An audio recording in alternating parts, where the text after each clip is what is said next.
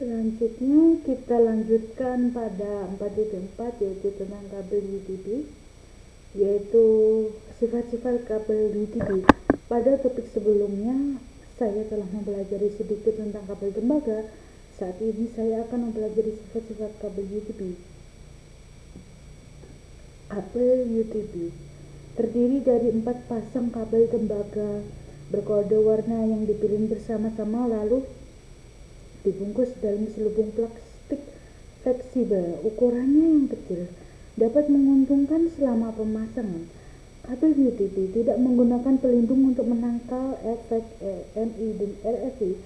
Sebagai gantinya, perancang kabel telah menemukan cara lain untuk membatasi efek negatif dari Coarse Clock. 1. Pembatalan. Desainer kini memasang kabel dalam satu rangkaian.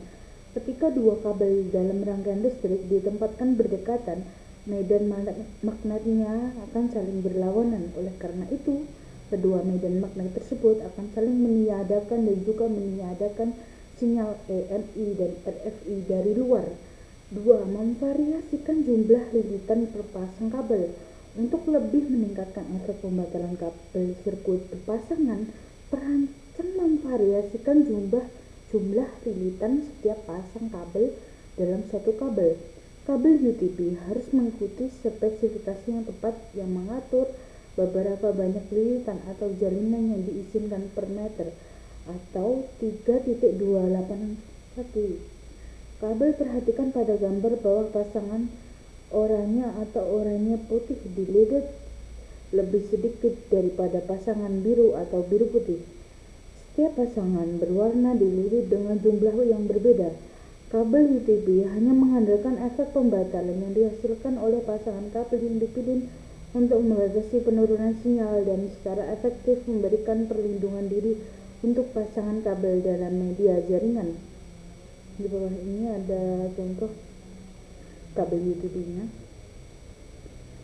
Setelah itu, standar dan konektor kabel UTP. Pengkabelan UTP mematuhi standar yang ditetapkan bersama oleh TIA atau EIA. Secara khusus, TIA atau EIA-568 menetapkan standar pengkabelan yang komersial untuk instalasi LAN dan merupakan standar yang paling umum digunakan dalam lingkungan pengkabelan LAN. Beberapa elemen yang ditetapkan adalah sebagai berikut. 1. Jenis kabel. 2. Panjang kabel. 3. Konektor. 4. Terminasi kabel. 5. Metode pengujian kabel. Karakteristik listrik kabel tembaga dapat ditetapkan oleh Institute of Electrical and Electronic Engineers atau IEE atau IEEE, yaitu menilai kabel UTP berdasarkan kinerjanya.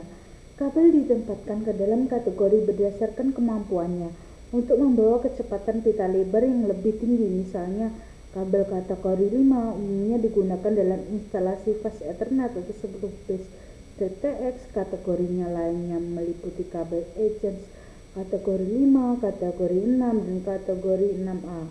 Kabel dalam kategori yang lebih tinggi dirancang dan dibangun untuk mendukung kecepatan data yang lebih tinggi. Karena teknologi Ethernet berkecepatan gigabit baru sedang dikembangkan dan diadopsi, kategori 5E sekarang menjadi jenis kabel yang paling dapat diterima.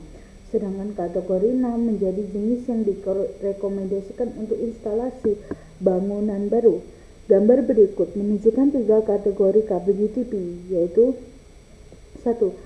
Kategori 3 awalnya digunakan untuk komunikasi suara melalui jalur suara, tetapi kemudian digunakan untuk transmisi data. Yang kedua, kategori 5 dan 5E digunakan untuk transmisi data. Kategori 5 mendukung 100 Mbps dan kategori 5E mendukung 1000 Mbps. Yang ketiga, kategori 6 memiliki pemisah tambahan di antara setiap pasang kabel untuk mendukung kecepatan yang lebih tinggi. Kategori 6 mendukung hingga 10 Gbps. Yang keempat, kategori 7 untuk mendukung 10 Gbps. Yang kelima, kategori 8 mendukung 40 Gbps. Beberapa produsen membuat kabel yang melebihi spesifikasi TIA atau EIA kategori 6A dan menyebutnya sebagai kategori 7.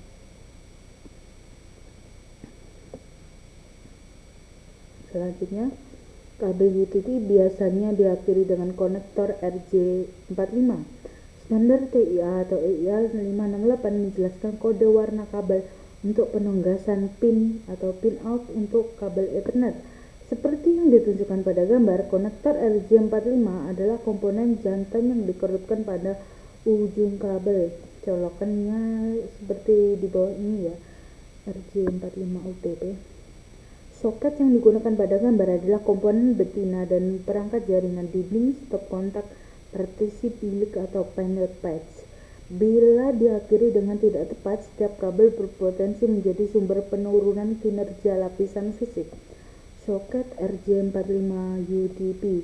Gambar ini menunjukkan contoh kabel untuk terminasinya buruk. Konektor buruk ini memiliki kabel yang terbuka, tidak terpilin, dan tidak sepenuhnya tertutup dan selubung. Kabel UTP yang terminasinya buruk. Nah, di bawah ini adalah contoh gambar kabel UTP yang terminasinya buruk. Yang di sini adalah kabel UTP yang diakhiri dengan benar, yaitu dengan warna dan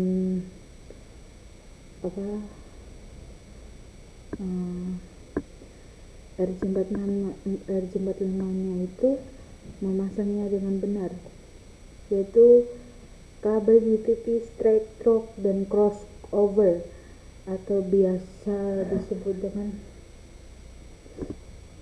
situasi yang berbeda mungkin mengharuskan kabel UTP disambungkan sesuai dengan konversi penyambungan yang berbeda. Ini berarti bahwa setiap kabel dan kabel harus disambungkan dalam urutan yang berbeda ke set pin yang berbeda dalam konektor RJ45. Berikut ini jenis kabel utama yang diperoleh dengan menggunakan konvensi pengkabelan tertentu. Ethernet straight through. Jenis kabel yang paling umumnya digunakan untuk menghubungkan host ke switch dan switch ke router. Ethernet crossover. Kabel yang digunakan untuk menghubungkan perangkat yang serupa, misalnya untuk menghubungkan switch ke switch, host ke host, atau router ke router. Namun kabel crossover sekarang dianggap kuno karena NIC menggunakan medium dependent interface crossover auto (MDIX) untuk secara otomatis mendeteksi jenis kabel dan membuat koneksi internal. Terus ada standar T568A dan T568B. Di sini ada gambarnya. Yang ini T568A, yang ini T568B. Tabel berikut menunjukkan jenis kabel UTP, standar terkait, dan aplikasi umum kabel ini. Nah, di sini ada jenis dan standar kabel. Di sini adalah Ethernet langsung kedua ujung T568A atau kedua ujung T568B, yaitu adalah aplikasi menghubungkan host jaringan ke perangkat jaringan seperti switch atau hub.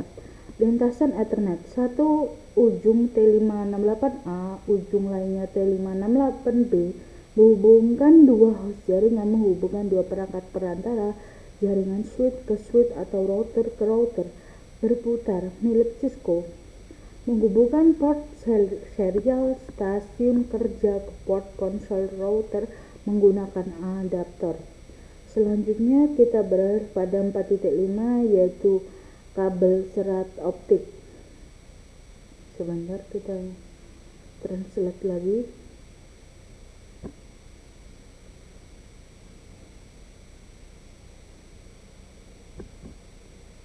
Nah, di sini adalah properti kabel serat optik. Seperti yang saya pelajari, kabel serat optik adalah jenis kabel lain yang digunakan dalam jaringan. Karena mahal, kabel ini tidak umum digunakan pada berbagai jenis kabel tembaga. Namun, kabel serat optik memiliki sifat-sifat tertentu yang menjadikannya pilihan terbaik dalam situasi tertentu yang akan Anda temukan dalam topik ini. Kabel serat optik mentransmisikan data melalui jarak yang lebih jauh dan pada bandwidth yang lebih tinggi daripada media jaringan lainnya. Tidak seperti kabel tembaga, kabel serat optik dapat mentransmisikan sinyal dengan redaman yang lebih sedikit dan sepenuhnya kebal terhadap EMI dan RFI. Serat optik umumnya digunakan untuk menghubungkan perangkat jaringan. Serat optik adalah untaian kaca murni yang fleksibel tapi sangat tipis dan transparan, tidak lebih besar dari rambut manusia. Bit dikodekan pada serat sebagai impuls cahaya. Kabel serat optik berfungsi sebagai pemandu gelombang atau pipa cahaya untuk mentransmisikan cahaya antara kedua ujung dengan kehilangan sinyal yang minimal. Sebagai analogi, perhatikan gulungan tisu kosong dengan bagian ini gambarnya dalam yang dilapisi seperti cermin. Panjangnya 1000 meter dan penunjuk laser kecil digunakan untuk mengirim sinyal kode Morse dengan kecepatan cahaya. Pada dasarnya seperti itulah cara kerja kabel serat optik, kecuali diameternya lebih kecil dan menggunakan teknologi cahaya yang canggih.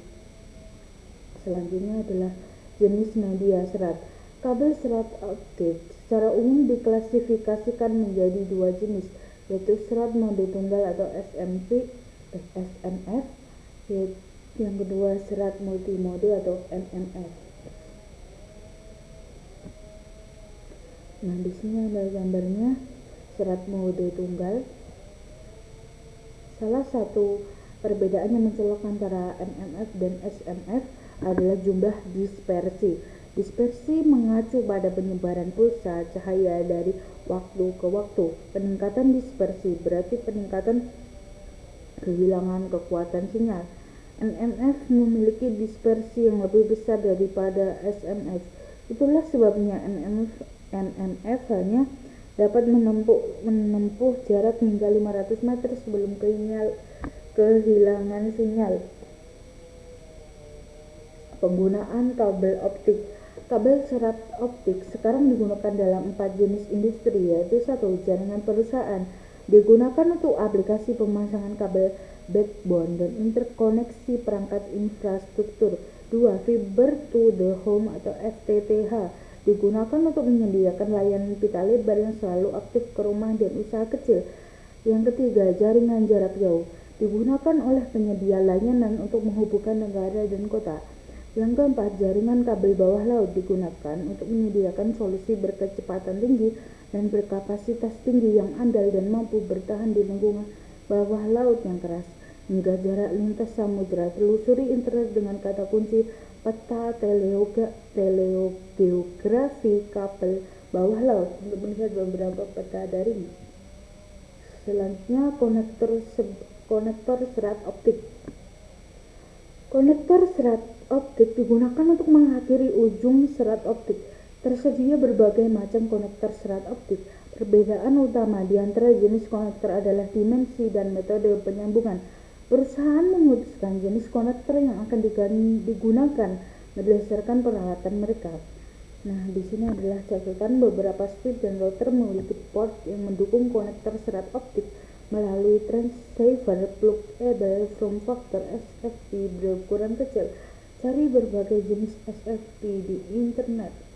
Di sini ada konektor ST merupakan salah satu jenis konektor pertama yang digunakan. Konektor ini dikunci dengan aman menggunakan mekanisme bayonet tipe putar pasang putar lepas.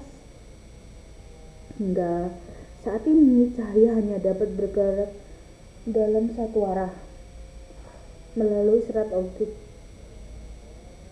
Dua serat diperlukan untuk mendukung operasi duplex.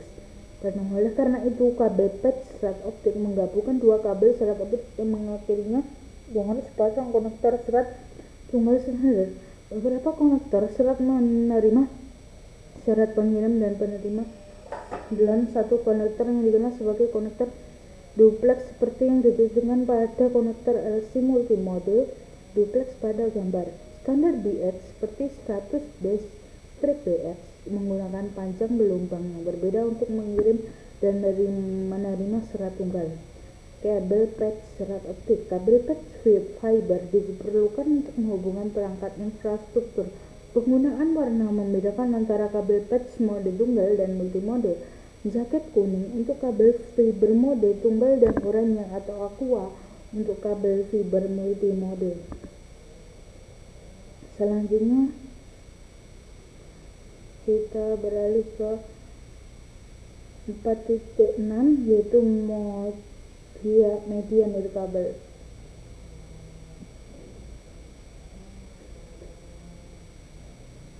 Sebentar kita translatekan dulu. Media nirkabel. Properti media nirkabel. Media nirkabel membawa sinyal elektromagnetik yang mewakili bit biner komunikasi data menggunakan frekuensi radio atau gelombang mikro. Media nirkabel menyediakan opsi mobilitas terbaik dari semua media dan jumlah perangkat yang mendukung nirkabel terus meningkat. Nirkabel kini menjadi cara utama pengguna terhubung ke jaringan rumah dan perusahaan. Berikut ini adalah beberapa keterbatasan nirkabel, yaitu 1. Area jangkauan. Teknologi komunikasi data nirkabel bekerja dengan baik di lingkungan terbuka, namun material konstruksi tertentu yang digunakan pada bangunan dan struktur serta medan setempat akan membatasi jangkauan yang efektif. Gangguan nirkabel rentan terhadap gangguan dan dapat terganggu oleh perangkat umum seperti telepon, nirkabel rumah tangga, beberapa jenis lampu neon, oven microwave, dan komunikasi nirkabel lainnya. Yang ketiga, keamanan. Jangkauan komunikasi nirkabel tidak memerlukan akses ke media fisik. Oleh karena itu, perangkat dan pengguna yang tidak memiliki izin untuk mengakses jaringan dapat memperoleh akses ke transmisi. Keamanan jaringan merupakan komponen utama administrasi jaringan nirkabel. Yang keempat, media bersama. WLAN beroperasi dalam mode have-to-break yang berarti hanya satu perangkat yang dapat mengirim atau menerima pada satu waktu. Media nirkabel digunakan bersama oleh semua pengguna nirkabel. Banyaknya pengguna yang mengakses WLAN secara bersamaan mengakibatkan berkurangnya lebar pita untuk setiap anggota. Meskipun nirkabel semakin populer untuk konektivitas desktop, tembaga dan serat merupakan media lapisan fisik paling populer untuk penyebaran perangkat jaringan perantara seperti router dan switch. Jenis media nirkabel. Standar industri telekomunikasi dan IEEE untuk komunikasi data nirkabel mencakup lapisan tautan data dan lapisan fisik. Dalam setiap standar ini, spesifikasi lapisan fisik diterapkan area yang mencakup hal berikut. 1. Pengkodean data ke sinyal radio. 2. Frekuensi dan daya transmisi. 3. Persyaratan penerimaan dan decoding sinyal. 4. Desain dan konstruksi antena. Berikut ini adalah standar nirkabel. Wi-Fi atau IEEE 802.11 yaitu teknologi wireless LAN atau WLAN yang biasanya disebut Wi-Fi. WLAN merupakan menggunakan protokol berbasis pertentangan yang dikenal sebagai Carrier Sensor Multiple Access atau Collision Avoidance CSMA atau CSCA. NIC nirkabel harus mendengarkan terlebih dahulu sebelum mentransmisikan untuk menentukan apakah saluran radio bersih. Jika perangkat nirkabel lain sedang mentransmisikan, maka NIC harus menunggu hingga saluran bersih. Wi-Fi adalah merek dagang dan dari Wi-Fi Alliance. Wi-Fi digunakan dengan perangkat WLAN bersifat berdasarkan standar IEEE 802.11. Yang kedua, Bluetooth. Ini adalah standar jaringan area pribadi nirkabel atau WPAN yang umumnya dikenal sebagai Bluetooth. Standar ini menggunakan proses pemasangan perangkat untuk berkomunikasi dalam jarak 1 hingga 100 meter. WiMAX umumnya dikenal sebagai Worldwide Interoperability for Microwave Access atau WiMAX. Standar nirkabel ini menggunakan topologi titik ke multi titik untuk menyediakan akses pita lebar nirkabel. Zigbee, yaitu Zigbee adalah spesifikasi yang digunakan untuk komunikasi dengan kecepatan data rendah dan daya rendah. Spesifikasi ini ditujukan untuk aplikasi yang memerlukan jarak pendek, kecepatan data rendah, dan masa pakai baterai yang lama. Zigbee biasanya digunakan untuk lingkungan industri dari Internet of Things atau IoT, seperti saklar lampu, nirkabel, dan pengumpulan data perangkat medis. Nah, selanjutnya adalah jaringan LAN nirkabel. Implementasi data nirkabel untuk memungkinkan perangkat untuk terhubung ke nirkabel melalui LAN. Secara umum, WLAN memerlukan perangkat jaringan berikut. 1. Titik akses nirkabel AP ini memusatkan sinyal nirkabel dari pengguna dan menghubungkannya ke infrastruktur jaringan berbasis tembaga yang ada, seperti Ethernet, router nirkabel untuk rumah dan bisnis kecil, mengintegrasikan fungsi router, switch, dan titik akses pada dalam satu perangkat seperti yang ditunjukkan pada gambar. 2. Adapter NIC nirkabel.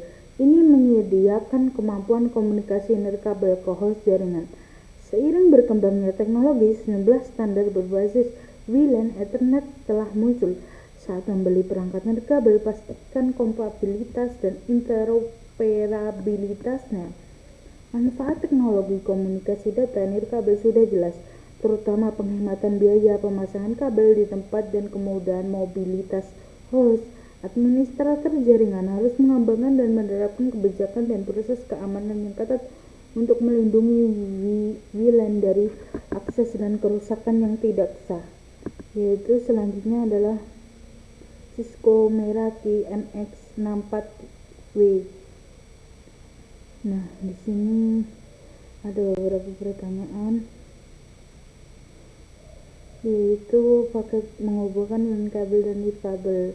Di sini ada caranya juga. Setelah itu, sekian penjelasan dari saya. Jika ada kurangnya atau banyak kesalahannya, mohon dimaafkan. Sekian dari saya. Wassalamualaikum warahmatullahi wabarakatuh. Assalamualaikum warahmatullahi wabarakatuh. Perkenalkan, nama saya Cindy Ardida Putri dengan NIM 235333733 dari kelas 3D. Di sini saya akan membahas 4 modul, yaitu dari modul 4 lapisan fisik, modul 5 sistem bilangan, modul 6 lapisan tautan data, dan modul 7 peralihan Ethernet. Nah, pada kali ini saya akan membahas modul 4 terlebih dahulu, yaitu tentang lapisan fisik. Nah, di sini pendahuluannya. Mengapa saya harus mengambil modul ini? Lapisan fisik model OSI berada di bagian bawah tumpukan. Lapisan ini merupakan bagian dari lapisan akses jaringan model TCP/IP. Tanpa lapisan fisik, Anda tidak akan memiliki jaringan. Modul ini menjelaskan secara terperinci 3 cara untuk terhubung ke lapisan fisik. Aktivitas dan lab paket tracer akan memberi Anda keyakinan yang Anda butuhkan untuk memasang kabel jaringan Anda sendiri. Selanjutnya, ini adalah isi dari topik dari modul yang kita bahas, yaitu ada beberapa topik, yaitu isinya adalah tujuan dari lapisan fisik, 2 karakteristik lapisan fisik, 3 kabel tembaga, 4 kabel UTP, 5 kabel serat optik, dan 6 media nirkabel. Selanjutnya kita langsung ke bab pertama, yaitu tujuan dari lapisan fisik. Sebentar, kita terjemahkan terlebih dahulu. Kita terjemahkan dalam bahasa Indonesia.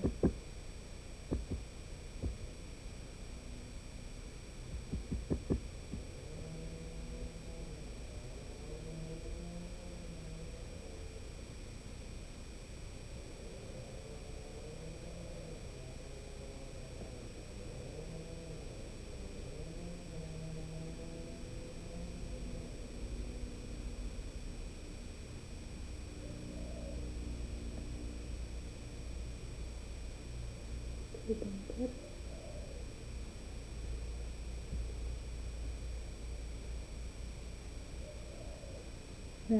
dari 41 ini tujuan lapisan fisik, koneksi fisik, baik saat menghubungkan ke printer lokal di rumah atau situs web di negara lain. Sebelum komunikasi jaringan dapat terjadi, koneksi fisik ke jaringan lokal harus dibuat. Koneksi fisik dapat berupa koneksi kabel atau koneksi nirkabel menggunakan gelombang radio.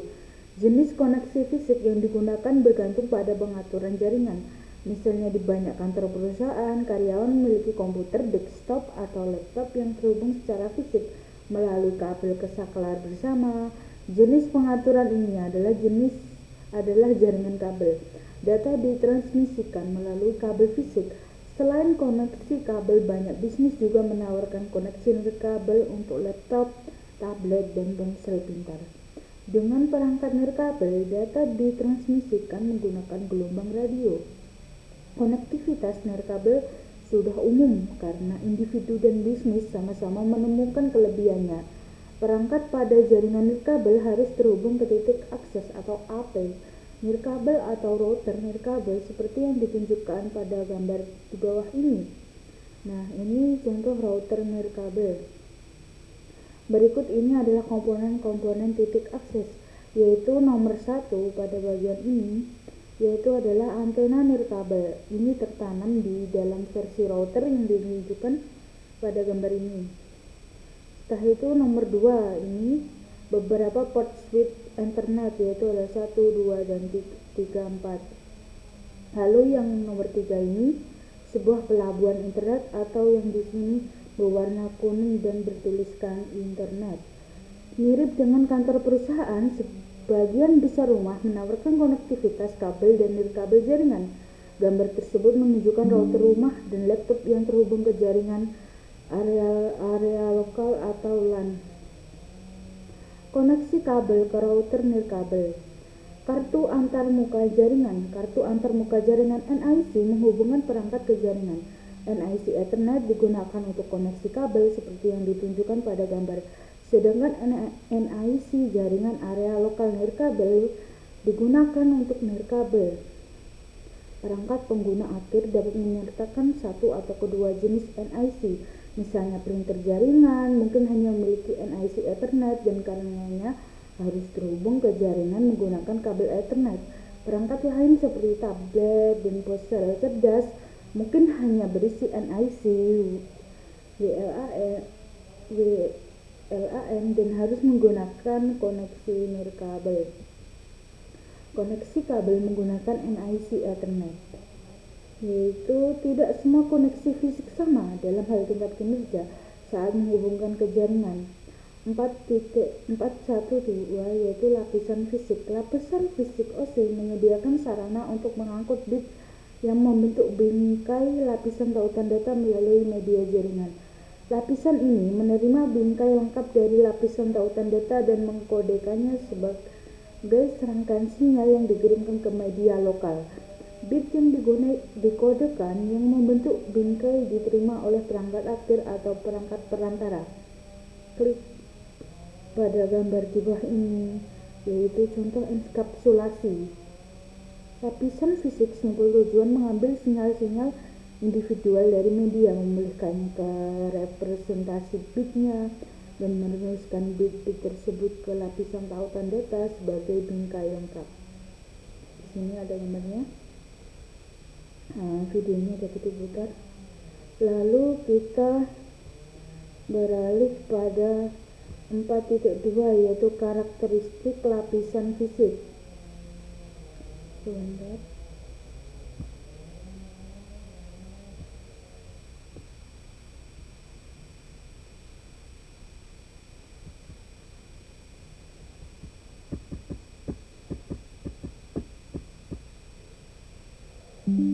Karakteristik lapisan fisik, yaitu standar lapisan fisik. Pada topik sebelumnya, saya memperoleh gambaran umum tentang tingkat tinggi lapisan fisik dan tempatnya dalam jaringan. Topik kedua kali ini membahas tentang hal-hal spesifik tentang lapisan ini. Ini mencakup komponen dan media yang digunakan untuk membangun jaringan, serta standar yang diperlukan agar semuanya berfungsi bersama. Protokol dan operasi lapisan OSI atau atas dilakukan menggunakan perangkat lunak yang dirancang oleh insinyur perangkat lunak dan ilmuwan komputer. Layanan dan protokol dalam rangkaian TCP/IP ditetapkan oleh Internet Engineering Task Force atau IETF. Lapisan fisik terdiri dari sirkuit elektronik, media, dan konektor yang dikembangkan oleh para insinyur. Oleh karena itu, sudah sepantasnya standar yang mengatur perangkat keras ini ditetapkan oleh organisasi teknik listrik dan komunikasi yang relevan. Ada banyak organisasi internasional dan nasional, organisasi pemerintah yang mengatur, dan perusahaan swasta yang terlibat dalam menetapkan dan memelihara standar lapisan fisik. Misalnya standar perangkat keras, media, pengodean, dan pensinyalan lapisan fisik ditetapkan dan diatur oleh organisasi standar berikut, yaitu ada Organisasi Internasional untuk Standarisasi atau ISO, duanya Asosiasi Industri Telekomunikasi atau Asosiasi Industri Elektronik, yang ketiga Persatuan Telekomunikasi Internasional, yang keempat Institut Standar Nasional Amerika, yang kelima Institut Insinyur Listrik dan Elektronik, yang keenam Otorisasi Regulasi Telekomunikasi Nasional termasuk Komisi Komunikasi Federal atau FCC di Amerika Serikat, dan Institut Standar Telekomunikasi Eropa. Selain itu sering terjadi kelompok standar pemasangan kabel regional seperti CSL, Asosiasi Standar Kanada, Komite Eropa untuk Standarisasi Elektronik, dan JSA atau Asosiasi Standar Jepang yang mengembangkan spesifikasi lokal. Nah, ini adalah komponen fisik. Standar lapisan fisik membahas 3 area fungsional, yaitu 1. Komponen fisik, 2. Pengkodean, 3. Pemberian sinyal. Komponen fisik adalah perangkat keras elektronik, media, dan konektor lain yang mengirimkan sinyal yang mewakili bit. Komponen perangkat keras seperti NIC, antarmuka, dan konektor, bahan kabel, dan desain kabel, semuanya ditetapkan dalam standar yang terkait dengan lapisan fisik. Berbagai port dan antarmuka pada router Cisco 1941 juga merupakan contoh komponen fisik dengan konektor dan pin-out tertentu yang dihasilkan dari standar. 4.2.3 yaitu pengkodean. Pengkodean atau penyandian baris adalah metode untuk mengubah aliran bit data menjadi kode yang telah ditentukan sebelumnya. Kode adalah pengelompokan bit yang digunakan untuk memberikan pola dapat diprediksi yang dapat dikenali oleh pengirim dan penerima. Dengan kata lain, pengodean adalah metode atau pola yang digunakan untuk mempresentasikan informasi digital. Ini mirip dengan cara kode Morse untuk mengodekan pesan menggunakan serangkaian titik dan garis. Misalnya penyandian Manchester mempresentasikan bit 0 dengan transisi tegangan tinggi ke rendah, dan bit 1 dipresentasikan dengan transisi tegangan rendah ke tinggi. Contoh penyandian Manchester diilustrasikan dalam gambar di bawah ini. Transisi terjadi di tengah setiap periode bit. Jenis penyandian ini digunakan dalam Ethernet 10 Mbps. Kecepatan data yang lebih cepat memerlukan penyandian yang lebih kompleks. Penyandian Manchester digunakan dalam standar Ethernet lama seperti 10 base strip atau Ethernet. 100 base strip TX menggunakan penyandian 4B atau 5B, dan 1000 base strip menggunakan penyandian 8B atau 10B. Di sini ada gambarnya. Selanjutnya adalah persinyalan. Lapisan fisik harus menghasilkan sinyal listrik atau optik atau nirkabel yang mewakili 1 dan 0 pada media. Cara bit dipresentasikan disebut metode persinyalan. Standar lapisan fisik harus menentukan jenis sinyal yang mewakili 1 dan jenis sinyal yang mewakili 0. Ini bisa sederhana perubahan level sinyal listrik atau pulsa optik. Misalnya pulsa panjang mungkin mewakili 1, sedangkan pulsa pendek mungkin mewakili 0. Ini serupa dengan metode pensinyalan yang digunakan dalam kode Morse. Dapat menggunakan serangkaian nada hidup mati, lampu atau klik untuk mengirim teks melalui kabel telepon atau antar kapal di laut. Di sini ada gambarnya, yaitu ilustrasi pensinyalan kabel tembaga, kabel serat optik, dan media nirkabel. Nah, selanjutnya adalah lebar pita.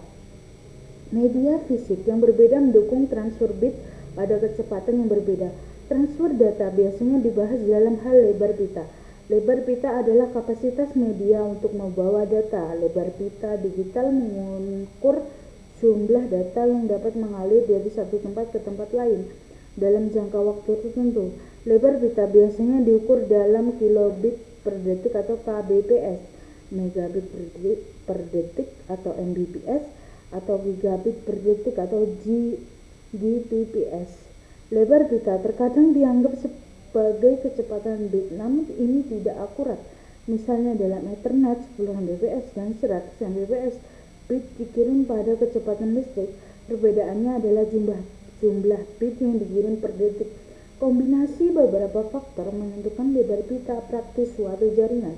1. Sifat-sifat media fisik. 2. Teknologi yang dipilih untuk memberi sinyal dan mendeteksi sinyal jaringan. Properti media fisik, teknologi saat ini, dan hukum fisika semuanya berperan dan menentukan bandwidth yang tersedia. Tabel di bawah ini menunjukkan satuan ukuran yang umum digunakan untuk lebar pita. Misalnya, bit per detik atau bps. 1 bps yaitu sama dengan unit dasar bandwidth. Kilobit per detik atau kbps, biasanya 1 kbps sama dengan 1000 bps atau 103 bps. Nah, selanjutnya ini dan lain sebagainya. Selanjutnya, terminologi bandwidth. Istilah yang digunakan untuk mengukur kualitas bandwidth meliputi 1. Latensi, 2. Hasil produksi, 3. Bagus sekali. Latensi merujuk pada jumlah waktu, termasuk penundaan yang dibutuhkan data untuk berpindah dari satu titik ke titik lainnya. Dalam jaringan internet atau jaringan dengan beberapa segmen, throughput tidak boleh lebih cepat dari tautan yang paling lambat di jalur dari sumber ke tujuan.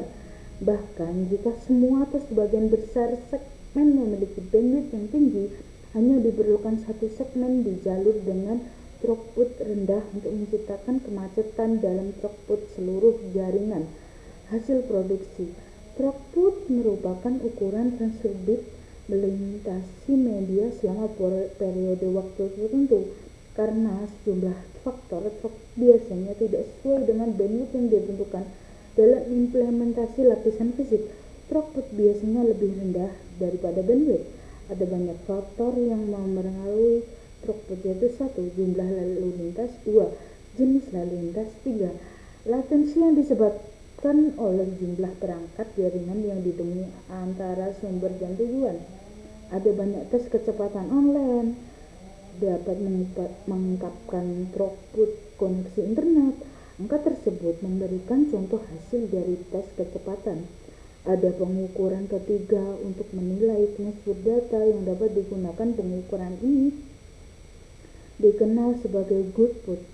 Goodput adalah ukuran data yang dapat digunakan yang ditransfer selama periode waktu tertentu. Goodput adalah throughput dikurangi overhead lalu lintas membuat sesi pengakuan enkapsulasi bit yang ditransmisikan ulang. Goodput selalu lebih rendah dan throughput yang umumnya lebih rendah daripada bandwidth. Selanjutnya, kabel tembaga atau bahasa Inggrisnya copper cabling. Sebentar, kita translatekan terlebih dahulu karena di laptop saya tidak bisa langsung otomatis.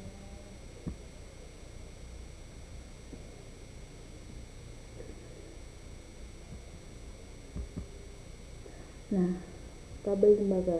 Karakteristik kabel tembaga. Kabel tembaga merupakan jenis kabel yang paling umum digunakan dalam jaringan saat ini. Bahkan kabel tembaga bukan hanya satu jenis kabel. Ada 3 jenis kabel tembaga yang masing-masing digunakan dalam situasi tertentu. Jaringan menggunakan media tembaga karena murah, mudah dipasang, dan memiliki resistansi rendah terhadap arus listrik. Namun, media tembaga dibatasi oleh jarak dan gangguan sinyal. Dapat ditransmisikan pada kabel tembaga sebagai pulsa listrik.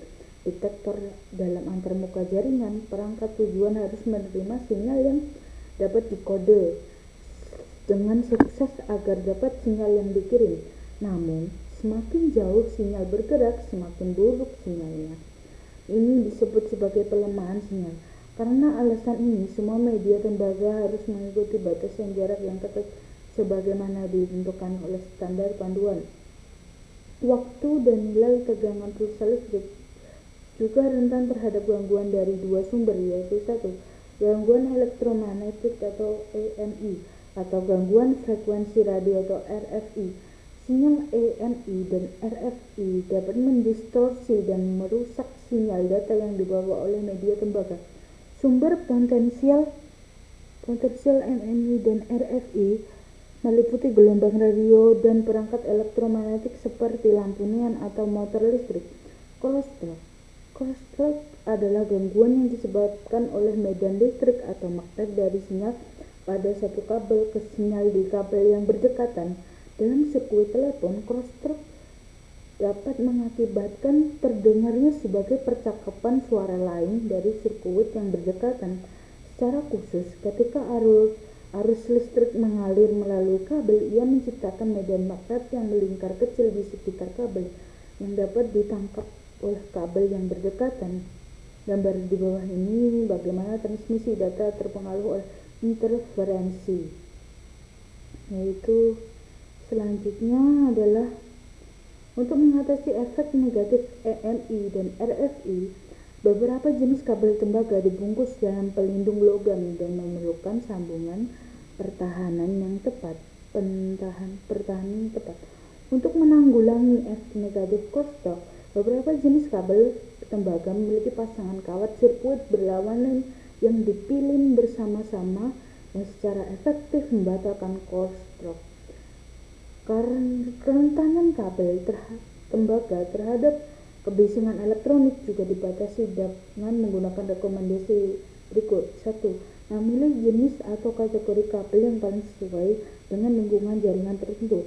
2. Merancang infrastruktur kabel untuk menghindari sumber gangguan yang diketahui dan potensial pada struktur bangunan.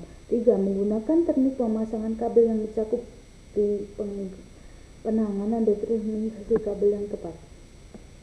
Selanjutnya 4.4 yaitu kabel UTB.